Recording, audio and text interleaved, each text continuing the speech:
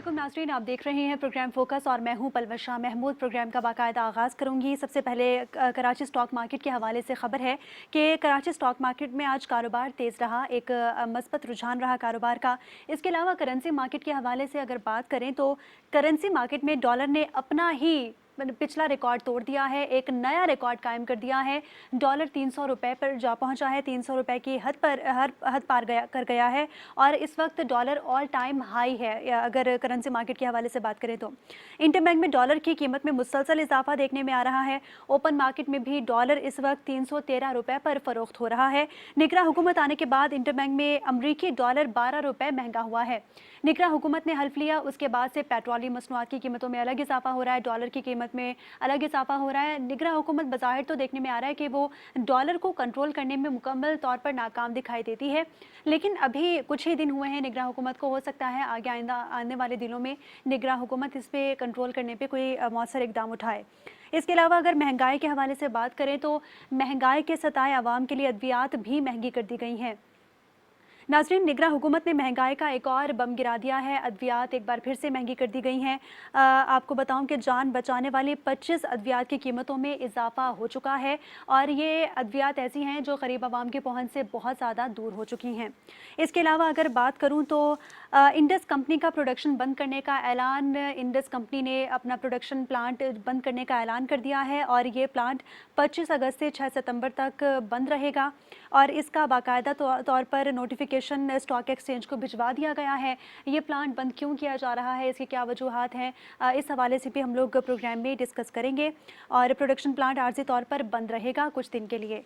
इसके अलावा नाज़रीन, आज की जो सबसे अहम खबर है वो ये है कि कराची के ताजरान फिर से सड़कों पर निकल आए हैं। ताजरान ने आज एहतजाज किया है। आज नहीं, ये एहतजाज का सिलसिला पिछले काफ़ी दिनों से जारी था और आज भी एहतजाज जारी है और आइंदा आने वाले दिनों में भी ये कहा गया है कि जारी रहेगा ये एहतजाज।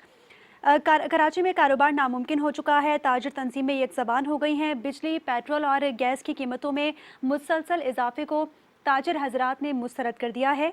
महंगे बिजली के बिलों को जमा नहीं किया जाएगा। कराची के सरकर्दा ताजिर तंजीमों के वज़ीर आज़म से भी मुलाकात जो हुई थी वो नाकाम हो चुकी है। मुज़ाकरात किए गए थे, कल ये होने वाली मुलाकात में कोई खातिर ख्वाह इक़दाम नहीं किए गए वज़ीर आज़म की जानिब से। तो ये एक बहुत ही आज का अहम टॉपिक है, इस हवाले से भी हम लोग आज प्रोग्राम में डिस्कस करेंगे। हमारे साथ स्टूडियोज़ में मौजूद हैं नुमाइंदा खुसूसी हमजा गिलानी और हमारे साथ स्टूडियोज़ में ही मौजूद हैं आज अतीक मीर साहब, सदर हैं ऑल कराची ताजिर इत्तेहाद के। अतीक साहब की जानिब से एक शॉट दिया गया था, उनकी जानिब से एक ताजिर तंजीम का जो एहतजाज जारी है उसके हवाले से भी एक अहम बयान रिकॉर्ड कराया गया था। मैं पहले चाहूँगी कि वो आपको सुनवा दूँ। जब तक हमें अपना मकसूद हासिल नहीं हो जाता एहतजाज जारी रहेगा और ये एहतजाज बिजली, पेट्रोल, गैस और बदतरीन महंगाई के खिलाफ है। आज वज़ीर आज़म साहब ने हमसे वादा किया कि हम कमेटी बनाकर बिजली के बिलों से कुछ बोझ कम करेंगे, लेकिन सिर्फ ये वादे की हद तक है। आगे जब इस पर अमल दरामद होगा हमारा एहतजाज भी ख़त्म हो जाएगा। इस वक्त देखें सूबा और शहर इस पर जिस तरीके से गवर्नर सिंध संजीदगी से काम कर रहे हैं, ये अपनी डोमेन में रह के काम कर सकते हैं, लेकिन जो वफाकी सतह के मसाइल हैं उसे वफाक ने हल करना है। नाज़रीन, आपने मुलाहिज़ा किया अतीक मीर साहब का अपने स्टेटमेंट में क्या कहना था। और हमजा, सबसे पहले मैं आपकी जानिब आना चाहूँगी, स्टॉक मार्केट के हवाले से आज जानना चाहूँगी कि आज स्टॉक मार्केट में कारोबार तेज़ रहा, इस हवाले से क्या अपडेट है आपके पास? जी पलवशा, बिल्कुल आज स्टॉक एक्सचेंज में हमने देखा कि रिकवरी हुई और 100 इंडेक्स की पोजीशन बेहतर हुई, लेकिन 47,000 का लेवल 100 इंडेक्स क्रॉस नहीं कर सका। 48,000 के लेवल से डिक्रीज होकर 100 इंडेक्स आज 47,000 के लेवल पर ट्रेड हुआ और इसमें पॉजिटिविटी देखी गई। 47,700 का लेवल देखा गया, फिर इख्तिताम 47,900 की बुलंद सतह पर देखा गया, इख्तिताम 47,700 की सतह पर हुआ। तो सेंटिमेंट्स आज बेहतर थे इन्वेस्टर्स के, रिकवरी हुई, करेक्शन भी ड्यू थी, लेकिन फिर हमने देखा कि मार्केट प्लस हुई और जिसकी बुनियादी वजह ये बताई जा रही है कि हुकूमत गर्दिशी कर्जे ख़त्म करने के हवाले से एक स्कीम मुतारिफ कराएगी और IMF की इसमें मंजूरी शामिल होगी और फिर उस स्कीम के ज़रिए गर्दिशी कर्ज़ों को कम किया जाएगा गैस सेक्टर के। तो इस हवाले से ये खबर एक पॉजिटिव खबर है और इन्वेस्टर्स ने इस खबर को पॉजिटिविटी के साथ लिया और इसी वजह से आज कराची स्टॉक मार्केट का आगाज़ ग्रीन जोन से हुआ और ट्रेडिंग भी ग्रीन जोन में हुई और ओवरऑल अगर मैं बात करूं ब्लू चिप कंपनीज के शेयर्स की, तो gas sector, oil sector, IT sector और बैंकिंग सेक्टर के शेयर्स में नुमाया खरीदो फरोख्त का सिलसिला देखा गया। ओवरऑल 174 कंपनीज ऐसी हैं जिनके शेयर्स ग्रीन स्केल पर ट्रेड हुए और 114 कंपनीज ऐसी हैं जिनके शेयर्स रेड स्केल पर ट्रेड हुए। तो ओवरऑल 25 बिलियन का वॉल्यूम आज रिकॉर्ड किया गया। इन्वेस्टर्स बेहतर रहे, आज सरमाकारी का रुझान देखा गया और 100 इंडेक्स की पोजीशन आज बेहतर रही गुज़िश्ता दिन के मुकाबले में, और ये एक्सपेक्ट किया जा रहा है कि ये तेजी का रुझान कल भी जारी रहेगा। ठीक, हमजा करेंसी मार्केट के हवाले से बात करूं तो डॉलर ने अपने ही तमाम रिकॉर्ड तोड़ दिए हैं, इस हवाले से क्या अपडेट है आपके पास? बिल्कुल, आज हमने देखा कि इंटरबैंक मार्केट में डॉलर ने अपने ही तमाम साबिक़ा रिकॉर्ड तोड़ दिया और तारीख में पहली दफ़ा तो नहीं कहूँगा मैं, क्योंकि कल भी इंटरबैंक में ट्रेडिंग के दौरान एक लम्हे के लिए $1 की कीमत 300 रुपये हुई थी, लेकिन आज वो 300 रुपये का हिस्सा उबूर कर गया डॉलर, और 300 रुपये 70 पैसे, 300 रुपये 75 पैसे और 300 रुपये 80 पैसे की हद पर आज दौरान ट्रेडिंग हमने देखा डॉलर रहा, और ये ऑल टाइम हाई है। इससे पहले हमने नहीं देखा था कभी कि इंटरबैंक में डॉलर 300 रुपये का ग्राफ उबूर करके गया हो। 299 रुपये 75 पैसे गुज़िश्ता हुकूमत में रिकॉर्ड बना था इंटरबैंक मार्केट में डॉलर का, और आज 300 रुपये 75 पैसे, 300 रुपये 80 पैसे का एक नया रिकॉर्ड कायम हुआ है। और मैं आपको वाज़ेह कर दूं कि कल 299 रुपये 64 पैसे पर इंटरबैंक में डॉलर बंद हुआ था, आज तकरीबन 80 पैसे 75 पैसे इसकी कीमत में इजाफा हुआ, और इसी का एक नेगेटिव इम्पैक्ट क्रिएट हुआ ओपन मार्केट में, और ओपन मार्केट में भी डॉलर 312 रुपये से बढ़कर 315 रुपये का हो गया।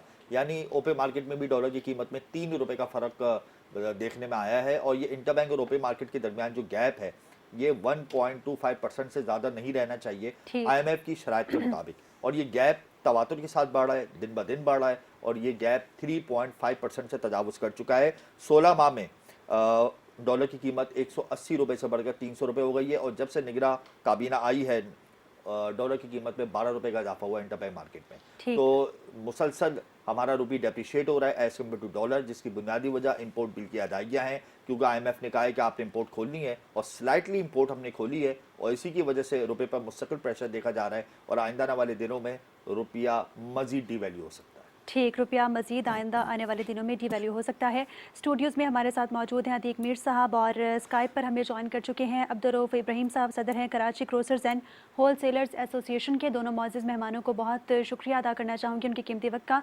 अतीक मीर साहब, सबसे पहले आपकी जानिब आना चाहूँगी, कराची में ताजिर हजरात एक बार फिर से एहतजाज कर रहे हैं, क्या मामला है, ये क्या मुतालबात हैं ताजिर हजरात के?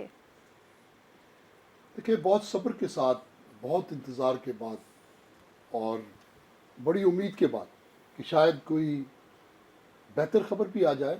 जिस तरह भी मैं देख रहा था, जितनी भी आपने इशारे मईशत के पेश किए जी, वो सारे दिल पर नश्तर की तरह आके लगे, यानी उसमें कोई मुस्बत नहीं है, कोई ऐसा नहीं है कि हम आने वाले दिन के बारे में हौसला रखें।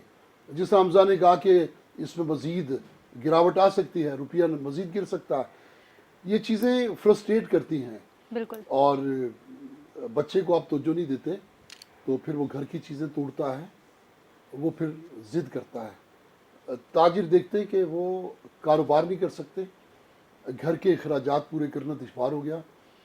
ताजिरों की जमाशुदा मूड़ी तो वैसे भी इतनी नहीं रही, कोरोना के बाद जो कुछ था भी वो खर्च कर चुके। उसके बाद हम देख रहे हैं कि मुलाजमत कितने मुलाजिम फारिग करें, बिजली के बिलों का इजाफा हर महीने कहाँ तक बर्दाश्त करें, गैस की कीमतें बढ़ा दी गई, पेट्रोल है मुसलसल बढ़ा दिया। एक यूँ समझें कि मामूलात ज़िंदगी का बरकरार रखना दुश्वार तरीन हो गया। तो उसका फिर एक ही नतीजा सारी दुनिया में यही होता है कि फिर निकलें, शोर मचाएँ और पुकारें उन लोगों को जो हमारे मसाइल हल कर सकते हैं। ये एक तरीका है, जब कोई खुद से तवज्जो नहीं देगा तो फिर उसको मतवज्जो करने का यही तरीका है कि सड़कों पे आ जाए। ठीक, अब्दुर्रऊफ़ साहब, आपकी जानिब आना चाहूँगी, कल वज़ीर आज़म से मुलाकात भी हुई ताजिर हजरात की, वो भी बेसूद देखा गया कि मुलाकात बेसूद रही। आप क्या समझते हैं ताजिर हजरात आइंदा आने वाले दिनों में कब तक एहतजाज जारी रखेंगे? देखिए, आपने जैसे कहा कि से बात भी हुई और मैंने वहाँ भी ये जिक्र किया कि ये जो महंगाई का एक तूफान, जैसे आप चीनी देख लें तो डबल, चावल देख लें या आप तो देख लें, यानी सकत इंसान की नहीं है खरीद की। अब मसाइल ये होते हैं, मैंने कहा भी कि देखें आपने माशाल्लाह उन्होंने एक आयत भी पढ़ी और उसमें कहा गया कि जी कोई गलत किसी का पैसा ना खा जाए। तो ये हमारी 24 करोड़ अवाम पे जो आप समझ लें, जो सट्टा माफिया या कार्टेल बना के जो रेट को डबल किया जाता है, तो जाहिर सी बात है वो 24 करोड़ आवाम की चोरी कर रहे हैं। और दूसरी बात मैं आपसे कहूं कि इलेक्ट्रिसिटी के जो बिल आ रहे हैं वो लम्हा फिक्रिया है कि आप 16 महीने पहले के अगर आप फिगर उठा लें तो 22 रुपए से 25 रुपए यूनिट हुआ करता था बिजली का, ठीक। कमर्शियल का, और आज वो यूनिट 50, कहीं 55 और 60 तक है। ये कहां से अफोर्ड कर पाएंगे? या दुकानदार हो या फैक्ट्रीज हो, चाहे छोटी फैक्ट्री हो या दुकानदार हजरात हो या कोई एम्प्लॉय हैं, वो अपनी बिजली का बिल भी नहीं अदा कर सकते, ना अपने दुकानदार अपने बिल अदा कर सकते हैं और ना कोई छोटी फैक्ट्री वाले अदा कर सकते हैं। ये मगर ऐसा लम्हा मगर फिक्री आ जाएगा। अब्दुल रऊफ साहब, आप लोग टैक्स नेट में नहीं आते, होलसेलर और रिटेलर्स, तो आप लोग तो मैनेज कर लेते होंगे यकीनन बासानी, क्योंकि आप तो टैक्स नेट पे नहीं आते, तो आपके लिए तो शायद इतनी प्रॉब्लम नहीं होगी। देखिए देखिए मेरी बात सुने आप। जी टैक्स नेट के बगैर कौन है मुझे आप बताएं? होलसेलर ले लें आप चलें हमारे साथ, सब टैक्स नेट में है। तो भाई हुकूमत अभी क्यों जो कहती बिजली है? के बिल टैक्सेस वसूल किए जाते हैं, मुझे बताएं। आप जो रोजमर्रा की चीजें लेते हैं उस पर 18% सेल टैक्स नहीं होता। मुझे आप बताएं, जो नौकरी पेशा आदमी हैं, जो बैंकों में काम करते हैं या मल्टीनेशनल कंपनियों में काम करते हैं, उनका भी 35% कट नहीं, डाउन हो जाता है, वो तो टैक्स आपकी कम बात जाता दुरुस्त है कि सेल्स है। हमारे टैक्स है, लेकिन आप लोग तो टैक्स रेट पे नहीं है ना, मैनिपुलेशन भी हो जाती है होलसेल हम मार्केट कैसे में। टैक्स कल नहीं? जब आपकी वजीर आप ये आजम बताएं। साहब से मुलाकात हुई थी तो आपने उनसे ये तो जरूर पूछा होगा कि जो सरकारी प्राइस लिस्ट है इसकी कोई रेट नहीं है, तो अब जाहिर सी बात है ना, मैनिपुलेशन देखिए, होती रहती है। आप मुझे बोलने देंगे तो जरूर बात करूंगा आपसे। जी जी। जी मैं जी। आपसे ये कहता हूं कि मैं बात की कि रिट कायम नहीं है, एक बात। दूसरी बात जो आप कह रहे हैं ना, ये चंद अशर रुपया जो आप कहते हैं ना, इलीट क्लास का खाली महाना पेट्रोल लाखों लीटर में जाता है। उनके यूनिट, आप लाखों यूनिट जाते हैं, जो मरातें जो उनको दी जाती हैं, उनके घर के नौकर की, उनके घर के आसाइश की, जो साबिका हो चुके हैं, उनकी भी तनख्वाहें सिर्फ आवाम भरेगा। 24 घंटे 24 करोड़ आवाम भरेगी। ये नाइंसाफी है, ये नाइंसाफी है। अच्छा और मैं आपसे ये सही भी है, कहूंगा, सही है। यहाँ पर मैं अतीक का साहब एक आपसे एक सवाल करना कानून चाहूंगा। है। अतीक भाई साहब, ये बताएं कि कल आप लोगों की निगरां वज़ीर आज़म से पहली मुलाकात थी, सारे ताजिर एक तो एक पेज पे जमा होगा, ये भी बड़ी खुशाइन बात है, वरना इससे पहले तो हमने देखा था कि कराची की ताजिर तंजीमें अलग अलग पेजेस पर थी और एक दूसरे से लड़ती रहती थी और फ़ायदा किसी को हासिल नहीं होता था। लेकिन बहरहाल आज बिल आखिर कई सालों के बाद दोबारा से कराची में ताजिर तंजीमें एक पेज पे जमा हुई और कल गवर्नर हाउस में वज़ीर आज़म से मुलाकात की। वो मुलाकात कैसी रही, उसका नतीजा क्या निकला, आप लोग क्यों मायूस होकर बाहर निकले और अब आप लोग क्या करने जाएंगे? कल एक पहलू खुशगवार था, किसी वज़ीर आज़म ने अरसे बाद छोटे ताजरों से भी बात की और उन्हें बुलाकर उनसे उनके मसाइल पूछे। दूसरी बेहतर बात ये थी, उन्होंने, क्योंकि हमने उनसे कहा कि अगर आप हमसे माजरत भी कर लेते हैं हमारा दुखड़ा सुनने के बाद कि मेरा डोमेन नहीं है, मेरा अख्तियार नहीं है, मेरे बस में नहीं है, हमें आपसे गिला नहीं होगा, क्योंकि आपसे ज़्यादा बाख्तियार जो लोग आए वो हमें दुश्वारियाँ दे के चले गए, हमने उनसे भी कुछ नहीं कहा। तो उन्होंने कहा ऐसा नहीं है, मैं जो भी इलेक्शन तक का जो अरसा मेरे पास है, मैं तमाम मसाइल को समझने के बाद कोशिश मेरी ये होगी कि जो आपका बिजली के बिल का बोझ है, ये कदरे मैं इसको कम करने की कोशिश करूँगा जो मुझसे मुमकिन हो सका। दीगर मसाइल हैं, उसके लिए कराची की हद तक हम कमेटी बना देंगे कि जो कराची के ताजरों से, छोटे ताजरों से, वो मसाइल से आगाही के बाद वो उसे हल करने की कोशिश करेगी। क्योंकि कल बहुत सारी बातें हुई, कराची में बढ़ती हुई बदअमनी, स्ट्रीट क्राइम, आए दिन डाकू लुटेरे के हाथ किसी का कत्ल हो जाना, उसके अलावा बल्दियाती मसाइल भी हैं। तमाम बातें ताजरों ने अपने दिल की खोल के रखी, जो उन्होंने बहरहाल खंदा पेशानी से जिन्हें सुना। तो अच्छी बात तो ये कि उन्होंने वादा किया कि मैं कोशिश करूँगा कि इनका ज़ाला हो। वो वादा ही क्या, जो वफा हो जाए। मुतादिद बार हमने माजी में देखा है कि आती हैं हुकूमत की टीमें और वादे करके चली जाती हैं, तो इन्होंने भी वादा किया है, आप मुतमईन हैं इनके वादों से? देखिए, माजी की मिसाल तो यही है कि बस वो क्या कहते हैं कि नशिस्तन गुफ्तन बर्खास्तन, वो तो यही है। लेकिन फिर भी मैं समझता हूँ नहीं, आप किसी को मुतमईन हैं या मायूस हैं? किसी को आजमाए बगैर हम नहीं कह सकते। अच्छा। अभी चूंकि उन्होंने वादा किया है, जी। कुछ दिनों में अगर वो भी माजी की तरह कुछ नहीं करते तो फिर हम कहेंगे ये गलत बात, नहीं। ये भी गलत बात कर गए। कल आप लोगों ने मुलाकात की और कल ही कराची में दोबारा एहतजाज हुआ, आज भी एहतजाज हुआ है। देखिए, ये एहतजाज तो जिस अफरीद के खिलाफ है। बिजली का बिल है, मैं हूँ, आप हैं, मैडम बैठी हैं, मुझे बताइए कौन इस एक मुसव्वदी से जो मुकम्मल टैक्सों की भरमार है जिसमें उससे कौन परेशान नहीं है। जी ये अतीक तो साहब, हम ऑलरेडी आप लोगों ने गैस महंगी, बिजली महंगी होने पे एहतजाज किया और IMF के शराइत के अकॉर्डिंगली आने वाले दिनों में मज़ीद इन सब पे टैक्सेस आयद होंगे, मज़ीद ये सब महंगे होंगे। क्या एहतजाज तब तक जारी रहेगा जब तक ये चीज़ें सस्ती नहीं होती? यकीनन, देखिए हमारे पास सब वापसी का कोई रास्ता नहीं है। सही। हम खामोश रहें तो मर जाते हैं, अगर आगे दीवार से टकराएं तो भी हम समझते हैं यही एक रास्ता है। ठीक। चारों तरफ हमारे अंधेरा है, बंद गली है, हम इसके अलावा कोई चाराकार नहीं है। हमारे पास तो कोई दरवाज़ा भी नहीं है कि हम किससे कहें। लोग हमसे पूछते हैं तुम एहतजाज किसके खिलाफ कर रहे हो, हुकूमत कौन है, कहाँ है, अदलिया है, आइन मुअत्तल है, जज बेदस्त पा हैं, उनसे ऊपर जितने इदारे हैं, कहीं ऐसा लगता है सारे जकड़े में हैं। तो हम तो ये देख रहे हैं कि एहतजाज भी करें तो किससे करें, लेकिन एक शख्स जिसको दर्द होता है तो उसको चिल्लाने का, चीखने का, कराहने का तो हक है। उसको बिल्कुल हक तो है। अतीक साहब, खुदा के हुजूर भी फरियादी हैं और ये हमारी एक फितरी फरियाद है, चाहे कोई सुने या ना सुने, कोई है या नहीं है, हम बहरहाल पुकारेंगे और पुकारते रहेंगे। ठीक है अतीक साहब, बिल्कुल आपकी बात को कंटिन्यू करेंगे ब्रेक के बाद। नाज़रीन, गुफ्तगू का सिलसिला जारी रहेगा, लेकिन यहाँ पे वक्त हुआ है एक ब्रेक का।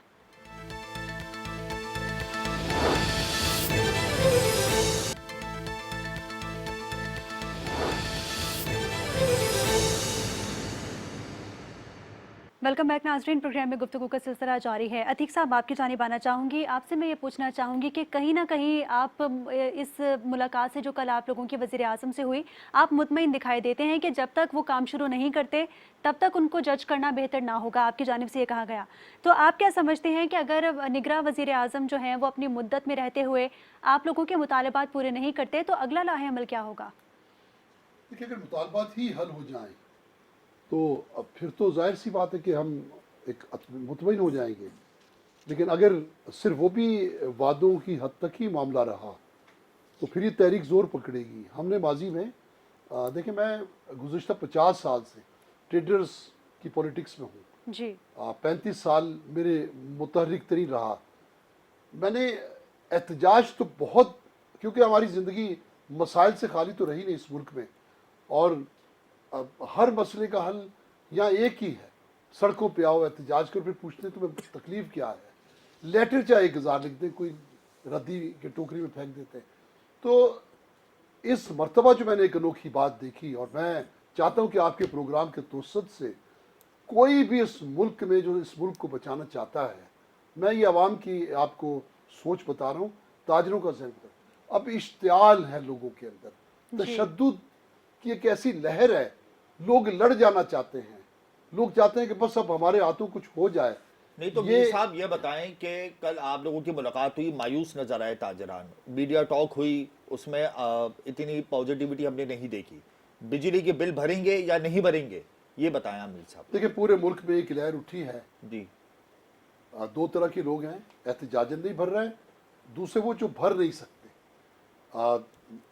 बहुत लोगों की ऐसी तादाद है, कहीं से मदद मिल गई तो भर देंगे, वरना नहीं भरेंगे। वरना आप लोगों ने ये ऐलान कर दिया है कि इजाफी बिजली के बिल नहीं भरे जाएंगे, इस बात पर कायम है आप? इस माह से बिलों की अदम अदायगी का सिलसिला शुरू हो गया है और मुल्कगीर सतह पे दो चीज़ें आ सकती हैं। अभी कुछ देर कबल हमने देखा एक मिसहैप हुआ है, और यही बिजली के बिलों के हवाले से, बिजली काटने के हवाले से, तो इस मुतालिक आपका क्या कहना है?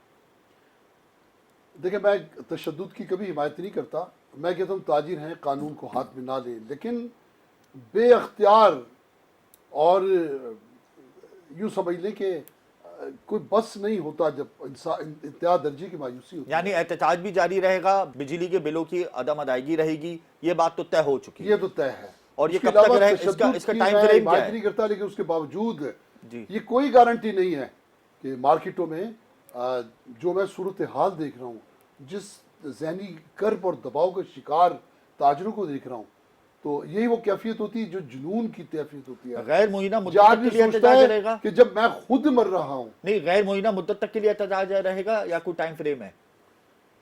देखिए, एहतजाज उस वक्त तक रहेगा जब तक हमें हमारा गौहर मकसूद नहीं मिल जाता। ठीक ख़ास तौर ठीक है। पे बिजली के बिल और पेट्रोल ये सुहाने रूह बन चुके, ये अदायगी इसकी पॉसिबल नहीं है।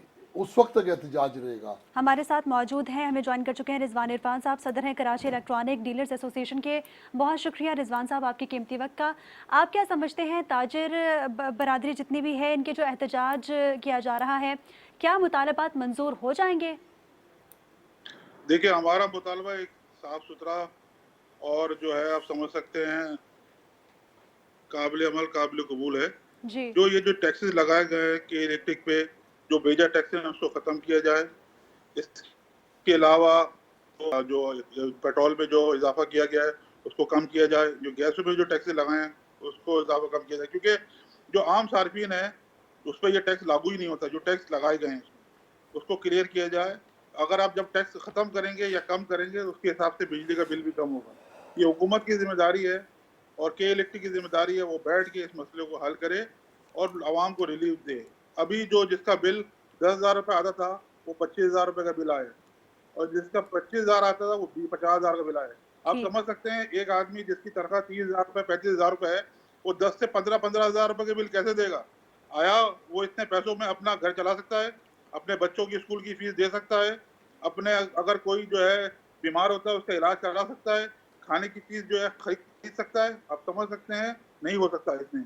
अभी जो बिलों की हालत लोगों ने देखी है, लोग बड़े तशवीश में भी हैं और गम गुस्से में भी हैं और जो है वो एहतजाज में भी शिरकत कर रहे हैं और एहतजाज कर भी रहे हैं।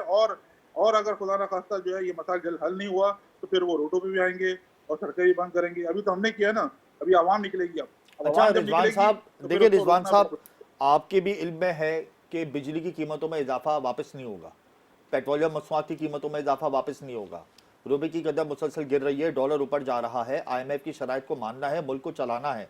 तो इन तमाम मामलात में हुकूमत आपको अगर मुस्बत जवाब नहीं देती तो आप अपना एहतजाज का दायरा मुल्क भर में लेके जाएंगे या फिर आप बेबस होकर बैठ जाएंगे? क्योंकि रियासत है ना, रियासत के सामने तो आप लोग नहीं खड़े हो सकते ज़्यादा देर। देखिए IMF का जो सिलसिला है वो जो बेचारा गरीब आदमी है वो नहीं जानता IMF को। वो ये कहता है कि मुझे 2 वक्त की रोटी मिलेगी, मैं जो हूँ अपना घर चला सकूंगा। ये जो लिए हैं IMF से जो है कि सारे जो लोग सियासतदान जो बड़े-बड़े लोग उन्होंने जो डिफॉल्टर किया है उससे आम आवाम को क्यों नुकसान पहुंचेगा? आम आवाम को जो है उसको जो है तकलीफ में क्यों आएगी भाई? ये तो जो लोगों ने लिया कह सकते हैं कि अभी भी सरकारी जगहों पे फ्री में इलेक्ट्रिक चल रही है, सरकारी क्वार्टरों में फ्री में जो है इलेक्ट्रिक चल रही है। तो आम आदमी जो है बिल देता रहे और उसका जो है जिम्मेदारी तो जो ये है एहतजाज जो है आपने वो गुज़िश्ता आम हुकूमत आदमी में क्यों नहीं ले- किया? नहीं होती। रिजवान साहब, ये एहतजाज आप लोगों ने गुज़िश्ता देखिए, हुकूमत में हमने रिकॉर्ड क्यों उस नहीं वक्त कराया? हमने एहतजाज किया, बिल्कुल उस वक्त भी एहतजाज किया और अभी भी एहतजाज कर रहे हैं। उस वक्त कम से कम ये था कि कुछ ना कुछ जो है गुजारा हो रहा था, अब गुजारा करना मुश्किल हो गया है। कम सही से है, कम जो आपको बता दे रहा हूँ गुजारा अब करना मुश्किल हो गया है। सही बेइंतहा है। लोग यहाँ तकलीफ में पर हैं, यहाँ पर मैं बड़े अब्दुर्रऊफ एहतजाज में इब्राहिम हैं। साहब मैं आपकी चलूँ जानिब दोबारा हमारा आऊंगा। अब्दुर्रऊफ इब्राहिम साहब, कल आपने PM से मुलाकात में सवाल किया था कि मैनिपुलेशन की जा रही है अशिया खुर्दनोश की कीमतों में, इसमें स्मगलिंग हो रही है। स्मगलिंग के हवाले से और मैनिपुलेशन के हवाले से PM साहब का क्या कहना था? देखिए, हमने उनसे यही कहा कि कार्टेल सिस्टम या सट्टा माफिया ये तो मैंने बातें की हैं उनसे, लेकिन अभी जो हम बात कर रहे हैं अभी जैसे अतीक मीर भी आपके साथ हैं, माशाल्लाह रिजवान इरफान भी हैं। मैं आपसे यही कहूँगा कि अतीक मीर की भी ट्रेड में और रिजवान इरफान और सब मिलकर ताजिर रहनुमा अब इस पे अमल दरामद कराएंगे कि जो के इलेक्ट्रिक का बिल जो अभी आप समझ रहे हैं कि कोई गरीब आदमी या मिडल आदमी वो नहीं भर सकता। अब जब नहीं भरेगा तो अदम बर्दाश्त, जब बर्दाश्त ही नहीं होगा पब्लिक में या लोगों में बर्दाश्त नहीं होगा कि बिल हम कैसे भरें, तो पहला तो सवाल ये आएगा कि फिर ये जो बदअमनी फैलेगी और जो बेरोजगारी फैलेगी, वो आप क्या समझ रहे हैं कि ये जो लोग इकट्ठे होंगे, तो जाहिर सी बात है कि फिर ये एक नया इंतशार पैदा होगा। हमें रिलीफ की तरफ जाना पड़ेगा, ठीक है, आईएमएफ अपनी जगह है, जी। लेकिन लोगों के लिए जो हमारे जितने बड़े एलिट क्लास लोग हैं, उनको तो रिलीफ दिया जाता है, इन गरीबों के लिए कौन सा रिलीफ है? मैं तो बेहतर नहीं नहीं था मानता। कि आप अदालत मैं का तो आपसे दरवाजा यही कहूंगा खटखटाते? अभी भी। बेहतर तो था कि आप अदालत का दरवाजा खटखटा सकते थे अब्दुल रऊफ साहब। देखें, आप मेरी बात सुने, किस अदालत की बात कर रहे हैं? कहा, कौन सी अदालत में चलना है?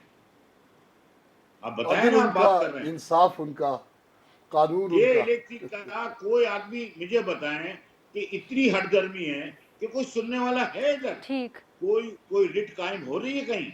नहीं है।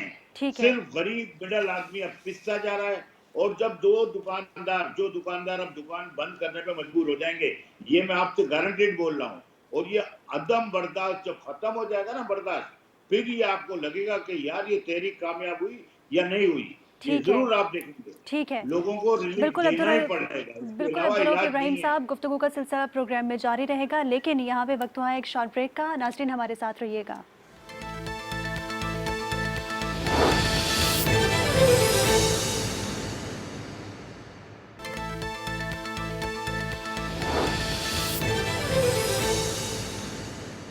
वेलकम बैक नाजरीन, प्रोग्राम में गुफ्तगू का सिलसिला जारी है। अब्दुल रऊफ साहब, आपकी जानिब आना चाहूँगी। आपसे मैं ये शॉर्टली जानना चाहूँगी कि निगरान हुकूमत के पास इस वक्त इतनी सख्त नहीं है कि वो तमाम मुतालबात को मंजूर करके हल करे। अगर उन्होंने ये मुतालबात मंजूर नहीं किए, हल की तरफ नहीं गए, तो आपका अगला लाहे अमल क्या होगा? देखिए, मुझे ऐसा महसूस हो रहा है कि जो निगरान वजीर आजम है, वो भी आईएमएफ के मातहत चल रहे हैं। हो सकता है कि कुछ इंप्रूवमेंट करने की कोशिश करें, सही। लेकिन सवाल क्या, सबसे बड़ा मेरा एक ही है, क्या एक आदमी जो 35-40 हजार वाला क्या रोटी खा सकता है? पहला सवाल मेरा है। क्या वो कपड़े पहन सकता है? दूसरा सवाल। क्या वो बिजली के बिल भर सकता है? नहीं। तो क्या वो अपने दवाई ले सकता है? नहीं। तो भाई, जब इस तरह के मामलात होंगे, जब बेरोजगारी भी बढ़ेगी, दुकानें भी बंद होंगी, जी। क्योंकि बिल तो अफोर्ड नहीं करेंगे तो दुकानें बंद होंगी। जाहिर ठीक। सी बात है, बेरोजगारी में लोग सड़कों पे सो रहे हैं बिजली बंद करके, लेकिन उनकी फैमिलीज तो अंदर, जाहिर सी बात है, लेडीज होती है तो वो कमरों में गर्मी में बैठ रहे हैं, जी। उनके लिए मुश्किलात खड़ी हो गई हैं। और ठीक। अगर यही आलम रहा, ताजी तंजीमों ने बड़ी आवाज उठाई है, जी जी। मैं उनको अप्रिशिएट करता हूं कि सारी ताजी तंजीमें एक ही पेज पे इकट्ठी होंगी ठीक। इंशाल्लाह, और आप देखेंगे कि इंशाल्लाह हम इस पे अमल दरामद करवाएंगे बिल्कुल आप कि अमल ये दरामद इलेक्ट्रिक कराएंगे। का आपके जुल्म। सवाल तो बहुत ही अहम है अब्दुल रऊफ साहब, और इनके जवाब तलाश करने की हम भी कोशिश कर रहे हैं। नाज़रीन, हमें ज्वाइन कर चुके हैं हमें ज्वाइन कर चुके हैं इस वक्त राना रईस साहब, सदर हैं कराची शादी हॉल एसोसिएशन के। बहुत शुक्रिया राना रईस साहब आपकी कीमती वक्त का। आपसे मैं ये जानना चाहूँगी, मुतालबात आप लोगों के बहुत अहम हैं और यकीनन वक्त की ज़रूरत के हिसाब से एहतजाज भी बिल्कुल सही किया जा रहा है, लेकिन क्या आप पर उम्मीद है कि मुतालबात हल हो जाएंगे? अस्सलाम वालेकुम। सबसे पहले आपका बहुत बहुत शुक्रिया, आपने एक अहम मौजू के अंदर मुझे अपने प्रोग्राम में लिया। देखिए, जो ये मीटिंग हुई है उसके अंदर तमाम ज़रूर थे, और पीएम साहब ने बहुत अच्छी बातें कही और बहुत पॉजिटिव बातें की, लेकिन उनकी बज़ाहिर जो उनकी बातें बता रही थी कि शायद वो इस वक्त इस पोजीशन में नहीं है कि सारी चीज़ों को कंट्रोल कर सके। देखें, जो मौजूदा वक्त के अंदर पेट्रोल के और जो इलेक्ट्रिक के और जो यूटिलिटीज़ के प्राइजेस चल रहे हैं, अगर हम कंपेयर करें एक साल पहले, उस वक्त इंटरनेशनल मार्केट के अंदर पेट्रोल $120 बैरल के हिसाब से था और पाकिस्तान में ₹150 पेट्रोल था। और इसी तरीके से कोविड के अंदर भी जी। लास्ट ईयर जो है पीएम रिलीफ प्रोग्राम के तहत 4 से लेकर 2.5 लाख रुपए तक पीएम रिलीफ प्रोग्राम के तहत बिजली के बिलों में एडजस्टमेंट हुई, और उस वक्त ऑलमोस्ट टैरिफ भी हाफ था। देखें, इस वक्त कारोबारी पोजीशन जो है, वो इकोनॉमी जो है हमारी डोमेस्टिक, वो बिल्कुल स्टक हो चुकी है, और ऐसी सिचुएशन के अंदर जो बिल जो 10,000 रुपए का आता था वो 1 लाख रुपए का आ रहा है। हमारी इंडस्ट्री के अंदर हम सेल्फ जनरेशन के ऊपर अपने प्रोग्राम्स कर रहे होते हैं, अपनी प्रॉपर्टी के ऊपर सेल्फ जनरेशन के ऊपर है, उसके बावजूद हमारे बिल जो 10 और 15,000 रुपए के आते थे, यकीन माने उसके अंदर 60-60, 70-70 हजार रुपए तो टैक्सेस ले रहे हैं। अब ये बिलों के अंदर यूटिलिटीज के अंदर डायरेक्ट टैक्सेस अलग ले रहे हैं, और जो हमारे इनकम टैक्सेस, जीएसटी और दीगर चीजें जो जा रही हैं वो अलग जा रही है ना, उसकी रिफंड किया जा रहा है एफबीआर की तरफ से। हमने यही गुजारिशात उनके सामने रखी थी, उन्होंने यकीन दहानी करा के ये सारे मामला गवर्नर सिंध के हवाले किए हैं। उन्होंने कहा है कि आप इनसे फौरी तौर पे इनको मुलाकात का वक्त दें और इनके साथ जो इनके मुतालबात हैं उसको जो है वो हल करने में पेश पे। लेकिन मगर हम अपने साथ देखें ना, हालात तो गुज़िश्ता 2-2.5 साल से ख़राब है। आपने गुज़िश्ता हुकूमत के दौरानिए में क्यों एहतजाज रिकॉर्ड नहीं कराया? टैक्सेस तो उस वक्त भी लग रहे थे, महंगाई की शरह तो उस वक्त भी रिकॉर्ड तोड़ थी, अमन अमान की सूरत हाल तो उस वक्त भी ख़राब थी, यही गवर्नर थे, हुकूमत दूसरी थी। उस वक्त अगर आप एहतजाज रिकॉर्ड कराते तो इस वक्त आपको कंक्लूजन नज़र आ जाता, पॉजिटिव या नेगेटिव। लेकिन आपने बहुत ताख़ीर कर दी, ये ताख़ीर की वजह क्या है? जी बिल्कुल, आप बिल्कुल सही कह रहे हैं। मुल्की मफाद के लिए देखिए, आपके सामने न्यूज़ेस जो चल रही थी, लास्ट जो गवर्नमेंट थी उनकी तरफ से ये न्यूज़ आ रही थी कि हम महंगाई को ख़त्म करेंगे, डॉलर को हम 250 रुपए में ले आएंगे।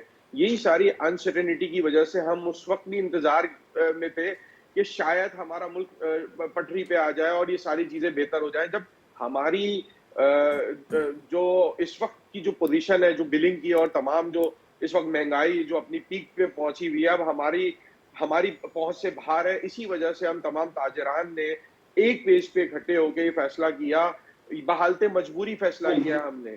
आप यकीन माने, जो इस वक्त मुल्क की कंडीशन है, हम नहीं चाहते थे कि हम ऐसा कोई लाएअमल करें जिससे और हमारा मुल्क जो है और जो है परेशानी का सामना करना पड़े और हमारे मेंबरान और हमारे जितनी भी ताजिर बिरादरी है वो इसको सफर करे। अच्छा, लेकिन इस वक्त जो कंडीशन है रिजवान वो इरफान बहुत साहब, worst है। यहाँ पर मैं आपसे एक सवाल पूछना चाहूंगा कि कल की मुलाकात में कराची चैम्बर ऑफ कॉमर्स का कोई नुमाइंदा शरीक नहीं हुआ, कराची चैम्बर ऑफ कॉमर्स आपकी आवाज नहीं बनी, कोई नुमाइंदा आपके साथ खड़ा नहीं हुआ, इस हवाले से आपका क्या मौक़िफ़ है?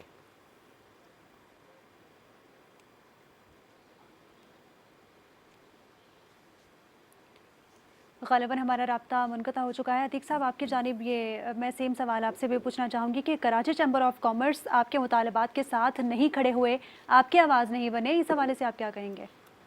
देखिए, कराची चैम्बर हो या फेडरेशन, ऐसा नहीं कि वो हमारे दर्द को नहीं समझते, हमारी आवाज़ में वो आवाज़ मिलाना वो गलत समझते हैं।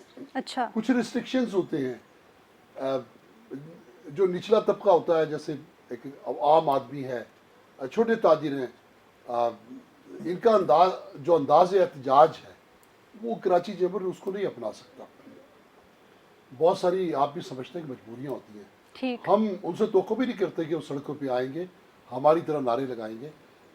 लेकिन मेरी कल ही एक चैम्बर के ज़िम्मेदार से बात हुई कि आप क्योंकि इंतखाबात चल रहे हैं, आप इंतखाबात से फ़ारिग हों तो कम से कम अपने जो भी आपके रिसोर्सेज हैं, जो आपके ज़राए हैं, आप उनके ज़रिए आवाज़ ज़रूर उठाएं, क्योंकि ये वक्त खामोश रहने का नहीं है। अच्छा, मीर साहब कल IG सिंध भी शरीक नहीं हुए मीटिंग में, बत्ता माफिया सरगर्म है, अमन अमान की ख़राब सूरत हाल है, आप नहीं समझते थे कि पुलिस का कोई बड़ा होना चाहिए था मीटिंग में? कल जो वज़ीर आज़म ने हिदायत हमारे सामने जारी की, वो IG सिंध के लिए भी थी कि मेरी तरफ से उन्हें भी पैगाम पहुँचाएँ कि इस सिलसिले में वो एक पूरा एक प्रोग्राम बनाएं कराची में, इस सिलसिले को किस तरह रोका जाएगा। ये जो बड़ी तेज़ी से क्राइम बढ़ रहा है, अवाम परेशान है, लोगों के जान और माल के ख़तरात जो बढ़ रहे हैं, तो मैं समझता हूँ कि अब जो वज़ीर आला सिंध जी। जो भी जिनकी तकर्री हुई है, और चूँकि IG सिंध भी तब्दील हुए हैं, इस सेटअप को मिल के बैठना चाहिए, और जिस तरह कल हम बैठे हैं वो उन काबिल अमल तरीक़ेकार पर ज़रूर हल निकालना चाहिए जिससे अमन कायम हो, या कम से कम सूबाई दीगर मसाइल जो है सूबे के वो हल हो जी। सके। अच्छा राना साहब, यहाँ आखिर में मैं आपसे एक सवाल करूँगा कि अगर हुकूमत थोड़े दिनों के बाद ये ऐलान कर दे, हो सकता है ये ऐलान बहुत जल्द हो जाए कि मार्केटें 8 बजे बंद होंगी, शादी हॉल 9 बजे बंद होंगे, और आप लोग ये एहतजाज रिकॉर्ड करा रहे हैं महंगाई के ख़िलाफ़, उसके अलावा एक और बम गिरा दिया जाए, तो आप कहाँ पे स्टैंड कर रहे होंगे, फिर आप क्या करेंगे? जो हमारी पोजीशन है, हम कतई इस चीज़ को एक्सेप्ट नहीं करेंगे, हम इसके बरखिलाफ जाएंगे। देखिए, इस वक्त सिचुएशन बहुत डिफरेंट है, और वैसे भी ये जो आप बात कर रहे हैं टाइमिंग की, अगर ये गवर्नमेंट ऐलान करती है, हम बारहा ये बात बोल चुके हैं, इससे कुछ हासिल नहीं है। इससे हमारे हिसाब से और ज़्यादा एनर्जी क्राइसिस जो है वो और ट्रैफिक की रवानी के ऊपर जो है वो प्रॉब्लम आ जाती है। ये आपने पहले भी देखा है, एक ही वक्त के ऊपर तमाम सेक्टर्स को बंद करने के बाद हम नहीं समझते कि बेहतरी आएगी।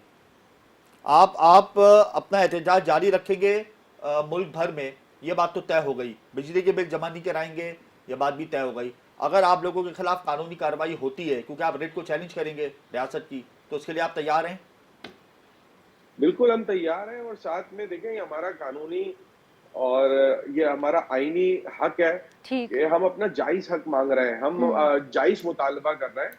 हम यहाँ पे कारोबार करते हैं, इस वक़्त हमारी कारोबारी पोज़ीशन जिस नहज पे आगे खड़ी हुई है, अभी हमें समझ में नहीं आता हम यूटिलिटीज़ के पीछे भागें, यूटिलिटीज़ के बिल इकट्ठा करने के लिए मेहनत करें या फिर हम अपने घर को चलाने के लिए मेहनत करें, हमारी समझ से बाहर है।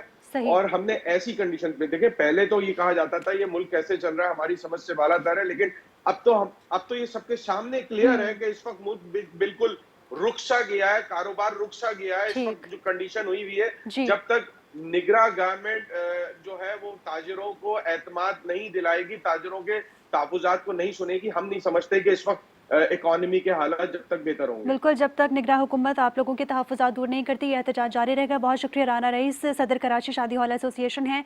अतीक मीर साहब, आपका बहुत शुक्रिया, आपने अपना कीमती वक्त दिया। और रिजवान इरफान साहब, सदर कराची इलेक्ट्रॉनिक डीलर्स एसोसिएशन है, आपका भी बहुत शुक्रिया। नाज़रीन, इसी के साथ ही प्रोग्राम का वक्त ख़त्म हुआ। मुझे और हमजा गिलानी को इजाज़त दीजिए। अल्लाह हाफ़िज़।